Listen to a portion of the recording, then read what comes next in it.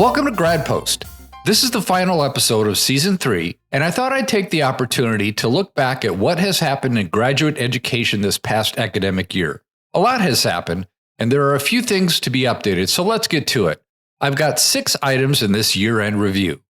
Number 6. Let's start with some good news. Chevelle Newsom started in her new role as the 7th president of the Council of Graduate Schools last summer, following the retirement of Suzanne Ortega.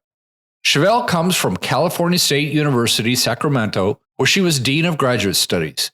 She's already been busy speaking on a variety of graduate education issues in various platforms, but I especially like her constant presence on LinkedIn.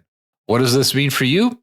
Well, the advocacy arm of CGS is perhaps one of the strongest voices in graduate education in Congress and will take your interest to lawmakers as policies are shaped.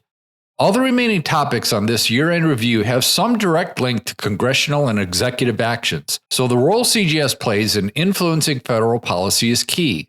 I have every confidence that Chevelle will do a great job in her new role. Now, on to some not-so-great news. Number 5. Executive Order 14173 hit like a ton of bricks last year, and the university scrambled to respond to its anti-DEI edicts since they were categorized as federal contractors through student loan and research funding mechanisms. The executive order initially was paused by a court order, but is now back in effect.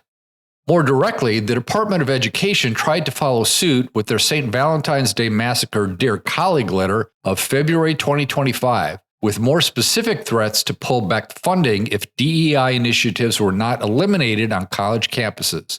That effort has since been declared unenforceable by the Fourth Circuit Court of Appeals, but the anti-DEI dominoes it put into motion have continued to fall.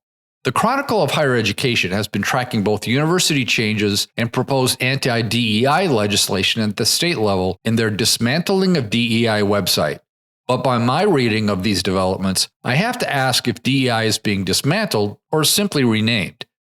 At NYU, for example, their affinity-based graduation ceremonies were replaced this year by identity-based celebrations that reportedly function essentially the same as they did in the past. DePaul University merged its Student Affairs Unit with their Office of Institutional Diversity and Equity into a new administrative unit called Belonging, Engagement, and Mission. Similarly, Cal Poly San Luis Obispo and Cal State Long Beach utilized the belonging terminology in renaming their diversity centers.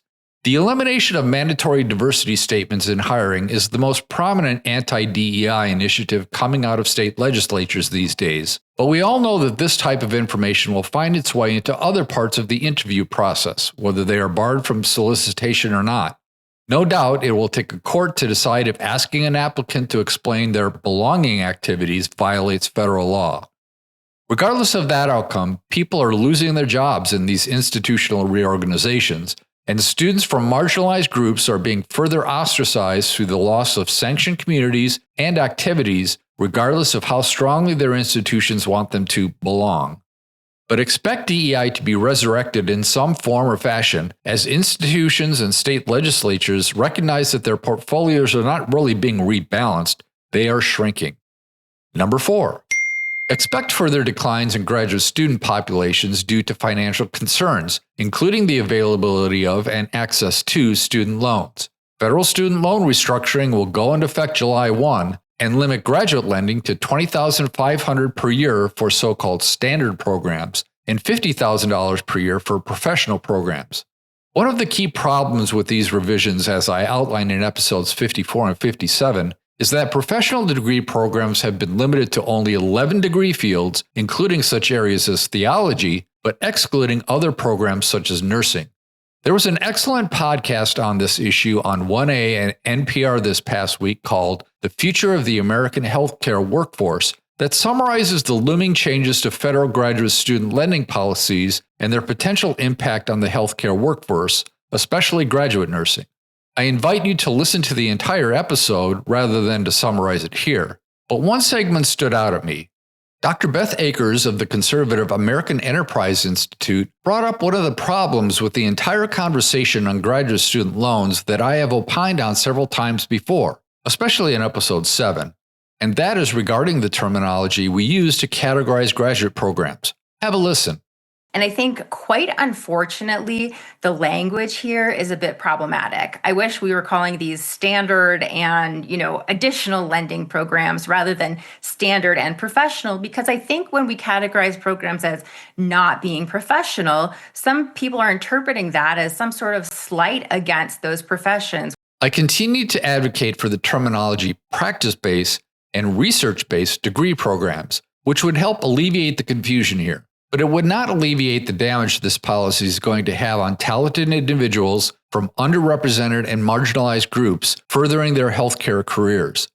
Dr. Akers goes on to say in this interview that she doesn't mind at all that her field of economics is not considered a professional field and that her career would not have been affected by these student loan limits.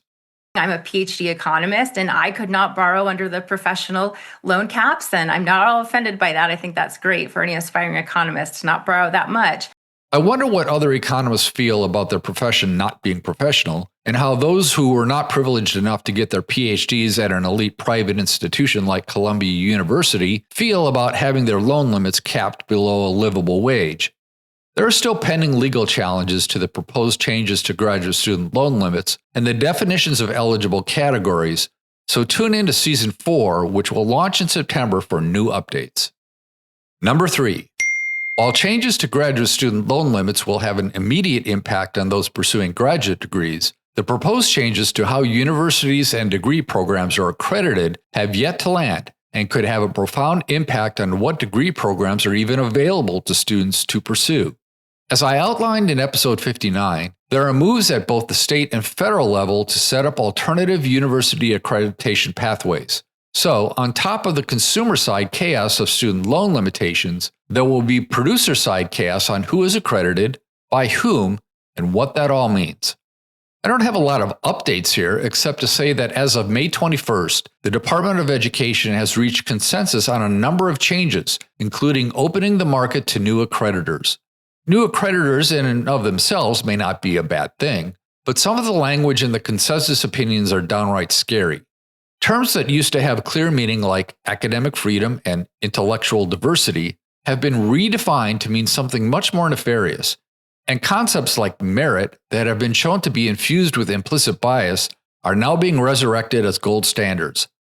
How these terms are implemented and what they mean for accreditation will be decided by the courts, of course, but for now they add to the chaos that is higher education reform and the attempt to create institutional monocultures in our colleges and universities.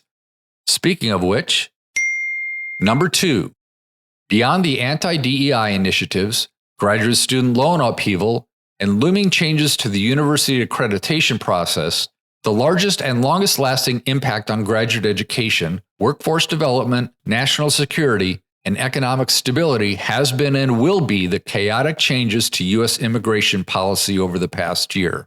As I first outlined in episode 47, those changes include increasing the number of countries ineligible for visas, overhauling the visa screening process to include a review of an applicant's social media content, increasing the fee for an H-1B visa, an overhaul of the optional practical training or OPT program, and most recently the provision that anyone applying for permanent residency must do so by leaving the United States and applying from their country of origin.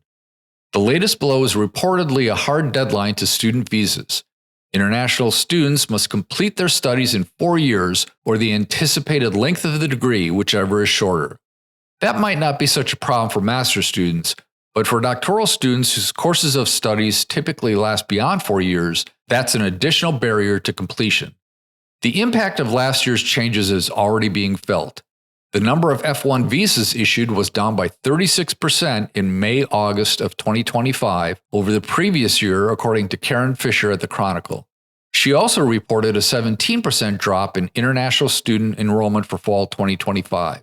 What makes it difficult to analyze the impact of these policy shifts is not just the delay in enrollment and reporting by universities, but the delay in reporting of visa issuances by the Department of State. As of the release of this podcast, the State Department still only has the most recent visa data for September 2025. Who knows if we will ever see statistics for 2026? What makes these policy changes so damaging is that they are all along the pipeline, from prospective students learning that there are no longer visas being issued to their country of origin, To those who are completing their doctoral training with no viable options to remain in the United States through H-1B or OPT programs. This means a permanent loss of talent and downsizing of programs, which leads us to number 1. All of these factors are impacting university budgets and resulting in layoffs, budget cuts, and program closures. The Chronicle of Higher Education is trying to keep track of the deluge, with Washington State University, George Washington University, Baldwin Wallace University, the University of Nebraska system, and MIT the latest victims of budget cuts. Graduate programs are being hit especially hard, as I highlighted in episode 33 and 35. In addition to outright closures, some programs are being allowed to die on the vine through attrition. For example, the University of Connecticut will be slashing the number of teaching assistantship positions by as much as 2/3 in 26-27. Fewer international students, fewer domestic students, less tuition revenue, less overhead from federal research dollars, increased costs of reorganization, compliance with new accreditation standards, and litigation to fight unfunded mandates all point to one certainty: fewer graduate programs. It won't be felt this year, or probably next, but by the time we have corrected these ill-conceived and poorly implemented policy changes, the damage will have been done. That, unfortunately, is the year in review.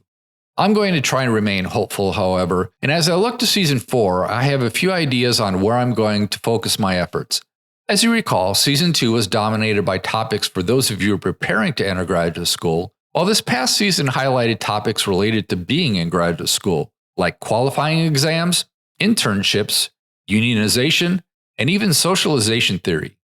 It seems natural to focus on those of you finishing your degree and entering the workforce, but there have already been a fair number of these topics sprinkled throughout the previous seasons. I started the I Have a PhD vignettes this season to give those of you completing your degrees an idea of where your degree can take you, and I'll continue to add to that. But I feel like I've neglected faculty and administrators in the first 3 seasons, so expect to see more episodes for them in the coming season. Don't worry, grad students, there will be plenty for you. I'm taking my time with an AI-related episode to see how it is developing at the graduate level, and there will undoubtedly be policy changes this year coming that will impact you directly, so stay tuned. Thank you for joining me today, and a special thanks to those of you that listen on a regular basis. Despite the challenges to graduate education that have presented themselves this past year, I still believe that every degree counts. Have a great summer.